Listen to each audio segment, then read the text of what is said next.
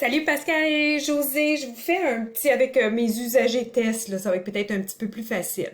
Fait que la première chose, Pascal, une des raisons pourquoi tu peux pas soumettre, qui a rien à voir avec ça, parce qu'il faut pas que tu soumettes tout de suite, une des raisons pourquoi tu peux pas soumettre, c'est parce que je crois que soit tu n'as pas répondu à toutes les échelles d'appréciation ici, ou que t'as pas indiqué quelque chose ici, parce qu'on peut pas soumettre si on n'a pas indiqué partout où on avait une échelle à mettre. Donc, puis pour les compétences, ben c'est correct si t'en as une libre, là, si t'as rien écrit, mais pour le reste, il faut vraiment qu'il y ait quelque chose ici, surtout tes objectifs. Souvent, les gens essaient de soumettre sans avoir mis les objectifs.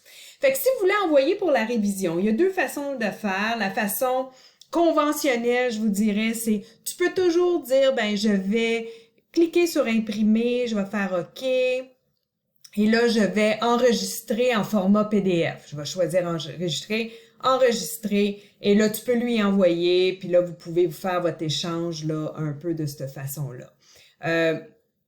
Moi, je le recommande pas nécessairement parce qu'après ça, là, il faut retrouver les courriels, tout ça, puis c'est pas nécessairement le plus convivial.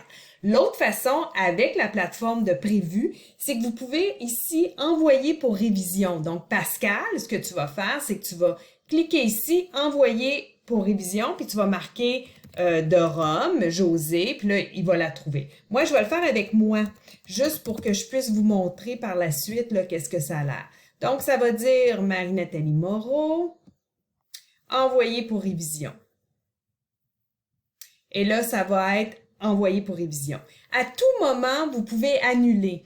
Puis ça, c'est parce que c'est à moins que tu ailles compléter la révision, José, Pascal ne pourra pas soumettre. Donc ça, c'est pour si jamais tu changes d'idée ou changer d'idée sur la façon de soumettre la rétroaction, vous pouvez toujours là annuler la révision. Mais si vous n'avez pas annulé la révision, là, je vais juste changer d'utilisateur. En fait, non, je reviens moi-même. Je vais ici, j'arrive moi, je suis moi. Et là, vous allez voir comment ça apparaît. Ça apparaît comme ça. Fait que José, tu vas avoir une tâche qui va dire fournir des commentaires pour l'appréciation de rendement d'un membre du personnel. Tu cliques là-dessus, compléter le formulaire. Et là, tu peux pas mettre tes commentaires directement dans le formulaire, mais parce que sinon, là, ça deviendrait mêlant. Ici, tu peux juste indiquer, tu cliques ici sur le plus, et là, tu peux mettre tes commentaires. Donc, bon, je vais mettre test, disons, OK? Et là, une fois que tu as mis un commentaire, tu vas voir, il y a un petit crayon. Ici, je l'avais mis comme ça. Et là, donc, une fois que tu as mis tes commentaires sur chacune des sections, là, tu peux, puis t'es pas obligé de répondre à chacune des sections, là, ceci dit. L'important, c'est qu'une fois que c'est fini, tu peux enregistrer en continu, mais une fois que c'est fini, tu fais terminer. Là, une fois que c'est terminé, la tâche est terminée, elle n'apparaît plus ici. Là, de ton côté, là, je vais revenir ici, de ton côté,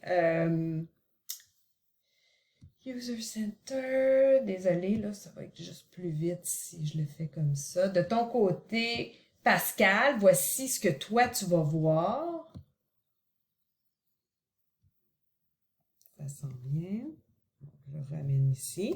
Toi, ce que tu vas voir, c'est quand tu vas rentrer, puis encore une fois, je vous suggère tout le temps d'aller dans État des tâches, beaucoup plus facile de trouver les tâches, appréciation de rendement admin 2021. Quand tu vas rentrer dans le formulaire à nouveau, ce que tu vas voir, c'est que ça va te dire « Ah, il y a eu 2 annotations. » Et la façon que tu vas le voir, c'est que tu vas justement le voir ici, avec le point d'exclamation.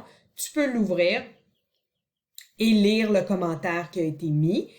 Une fois que tu l'as mis, ben l'as lu, ben là tu peux décider qu'est-ce que tu fais avec. Et quand tu vas faire soumettre, la personne elle-même, comme Geneviève, ne verra pas les annotations de José, elle va vraiment juste voir le formulaire. Donc, j'espère que ça clarifie un peu. Encore là, oublie pas que quand tu vas soumettre, là, il faut absolument que tu aies répondu là, partout au niveau de l'échelle d'appréciation et tu ne pourras pas revenir au formulaire parce qu'il est bloqué aux ressources humaines pour la validation des codes. Ensuite, ça va aller, une fois que ça va être libéré, ensuite, ça va aller à Geneviève. D'accord? Fait que si vous avez des questions, n'hésitez pas. Bye!